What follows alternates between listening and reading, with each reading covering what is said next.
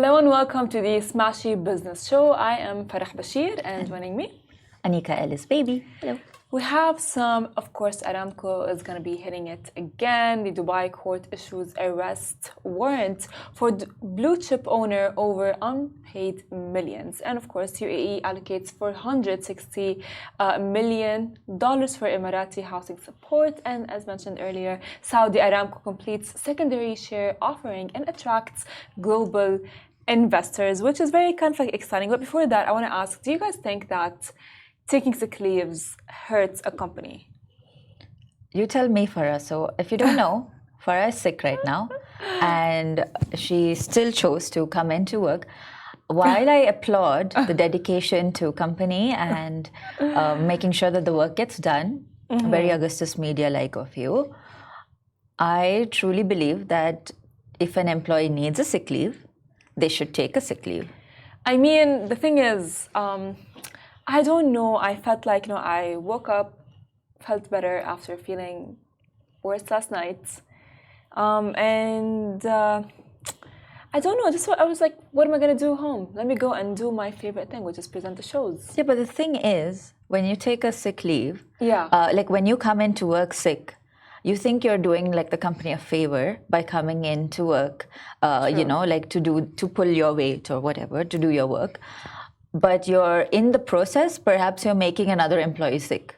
So for example, now next week, what if you and I both have to take a sick leave because we just can't push through, That is true, by the way. That is actually very smart. So essentially, we're then knocking out two employees when it could have just been one employee taking a sick leave for like 2 days. Yeah, but I mean, like, what I have is not contagious, Perhaps, yeah. You know what okay, I mean? Sure. It's not contagious. But like, it's just that if you let's say it's just you. Yeah. You're coming into work, you're sick, and you're not going to be able to perform that well.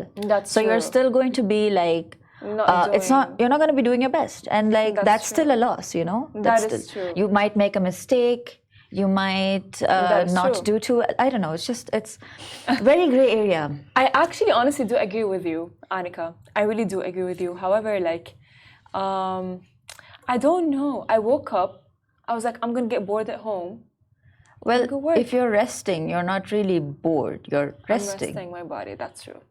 So, guys, I think I agree with Anika. So yes, employees, take your sick leave, and if you're a boss, perhaps encourage employees to take sick leave. I mean, no. To be honest with you, like my bosses, like they actually were like, they both were shocked. Like Richard was shocked when he saw me. Sarah was shocked when she saw me. She was like, "What are you doing here?" Exactly, because like you're very evidently sick, and I just think you're not doing anyone a favor, not even yourself, not anybody else. True. I agree. So yeah. That's just our little controversial perspective for this morning. But let's get into our other controversial perspectives. So you guys, Saudi Aramco, let's talk about it. Completes secondary share offering and attracts global investors. Saudi Aramco announced the completion of secondary public offering of common shares in the company, which had led to objectives of board broadening and strengthening the company's shareholder base by attracting participation from new international and local investors. So what does that mean? Is that Saudi Aramco sold more shares of the company to attract new investors from around the world and locally. They sold 1.545 billion shares, which is, by the way, about like 0.64% of the company. Now, the sale is the biggest in Europe, the Middle East, Africa since 2000, and the biggest in the Middle East since their first public sale in 2019. I think what's the big deal about this one is the whole idea that they've got so much foreign investment. Yes. They're very excited about international orders that came in from the European Union, United States, and smaller contributions from like Japan, Hong Kong, Australia, which of course is very interesting because this is essentially the globalization of the Saudi market. That's true. But I do see a lot of controversy in the sense that people are wondering if this is going to change. Aramco is already in a very challenging place. Yeah. Because as you know, the Saudi government is aiming to use Aramco investments and dividends to boost the Saudi economy, and they're trying to use this income to push into non-oil activities. Yes, that's true. And it's just it's a little bit of a tricky seesaw kind of situation because we don't know if these investments are going if the investments are going to continue if like the Saudi government starts leaving oil. But I don't know. It's interesting, and it's interesting. It is. But like the offering, this offering raised $11.2 billion, which is not like an easy. It's not like a small amount of money. You know what I mean? It's like the majority of the shares, like they're like 58% of the shares were allocated to foreign investors. So they are actually really looking. Yeah, and this is all in line with Vision 2030, I believe. Yes. I think so. Yes, Vision 2030, which aims to diversify the economy, increase foreign investment. So that's a check, and reduce the country's dependence on oil. That is something we are yet to see. It's like hitting two birds in one Three stone. birds actually, Three birds in one but like stone. let's see. You know, I think it's too soon to judge Saudi because come on, they are literally just starting out. They're just trying. They're beginning. They're pushing through. This when there is a change in a country, obviously things are going to be down for a bit. True. And then depending on decisions made, policies made, things will change. So it's very interesting to see what's going to happen. But We're looking forward. Yes, we are looking forward. I think honestly. But you guys, now let's jump to our next story, which is about housing. Housing, because UAE allocates $460 million for Emirati housing support, which is really cool because like they have allocated $460 million for Emirati's housing support, and this allocation is part of the country's effort because they want to enhance the quality of life for its citizens and ensure their well-being. The funds as well will be used to develop integrated residential complexes and provide housing loans to Emirati citizens, supporting the Dubai 2040 urban master plan and the vision of the UAE's around leadership. 2,160 houses are going to begin construction this month. This is pretty cool. I think it's amazing to see as someone, but like it gives me a lot of FOMO as someone who's not an Emirati. FOMO as not Emirati. Okay. FOMO, like I personally, it's amazing to see how much the UAE government can push to take care of their people, how much they do to help them, because it's not just the housing, it's also NAFIS, the NAFIS scheme, which is all, I think you even shot a reel for them, right? I did. So the NAFIS scheme, which is essentially, it's all about working, pushing Emiratis to the private sector. Already they are very good in the government sector, and now they're coming into the private sector. There's a great salary scheme for that, and of course even they have the whole the pension.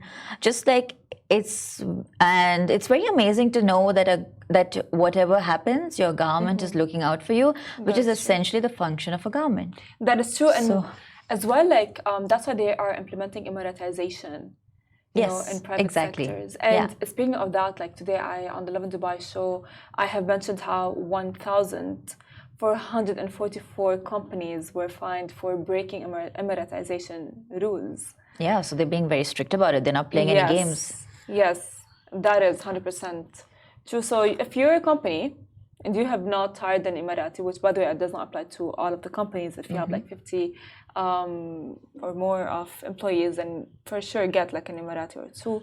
This is a great way also to avoid brain drain because, for example, as you can see, like a lot of the UAE is home to so many different people, right? Like a lot of Indians especially love to go anywhere that's not India. Why? Because they don't see the benefit of like staying in their own country and working for their own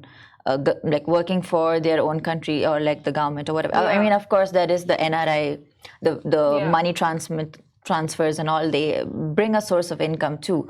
But it's just, it's nice to see that the country is, like the UAE, is taking such good care of its own people that they perhaps won't want to leave the country. They want to stay, contribute to the country, contribute to the country's growth, the economy, build their own jobs.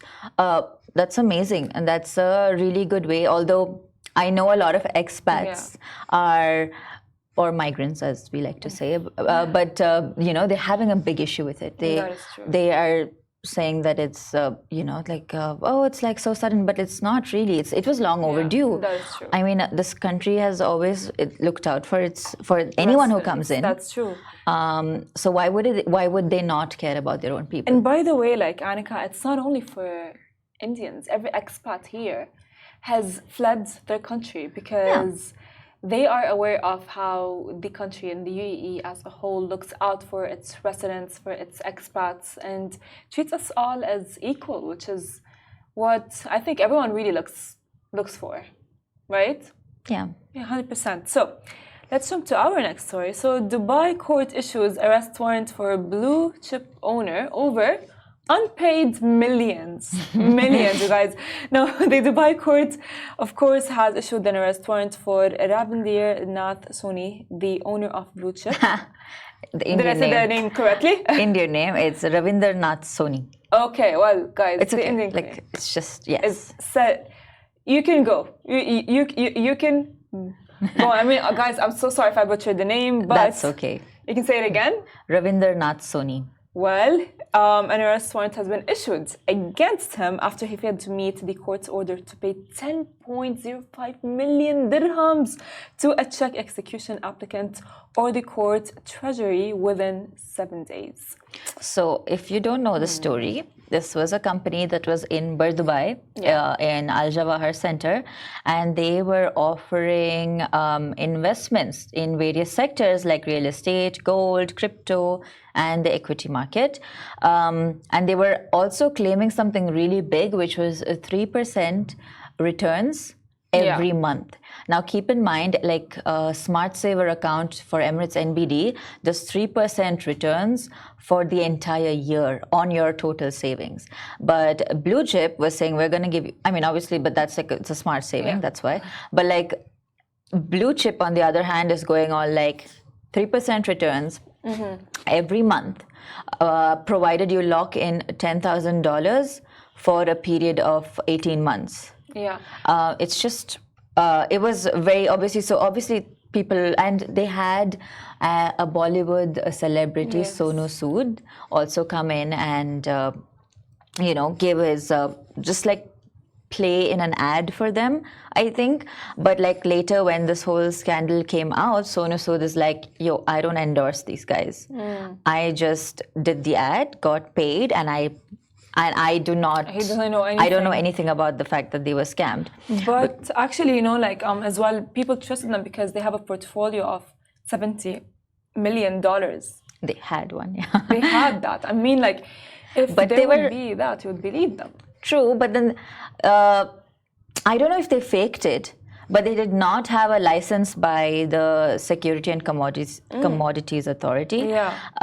So I think for future, for if you're ever looking to invest, it's very important to see that the places, the companies you're looking to invest in have the right accreditation, at least by the SCA, which is the Securities and Commodities Authority in the UAE.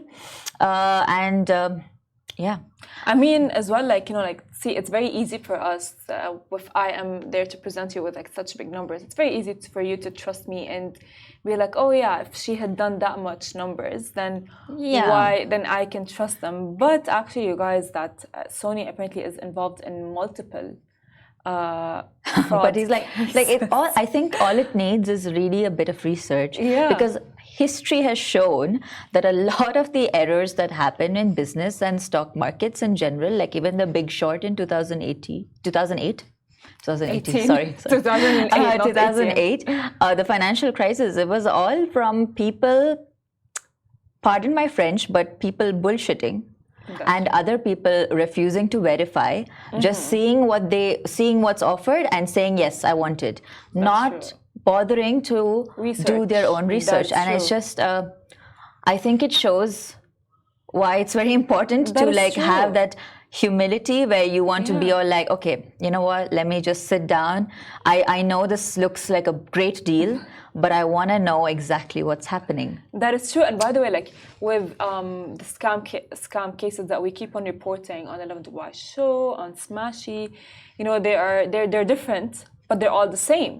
They all come to one factor, which is like the person who got scammed lacked research, lacked I don't know, awareness. Yeah, your scamster is essentially taking advantage of your ignorance. Even the recent scam that's going around Dubai, where people are all getting added into a WhatsApp group, Oh, yes, I and then they send you a YouTube link or something, and they're like, just watch this, review it, and then we're gonna send you 15,000 to your account.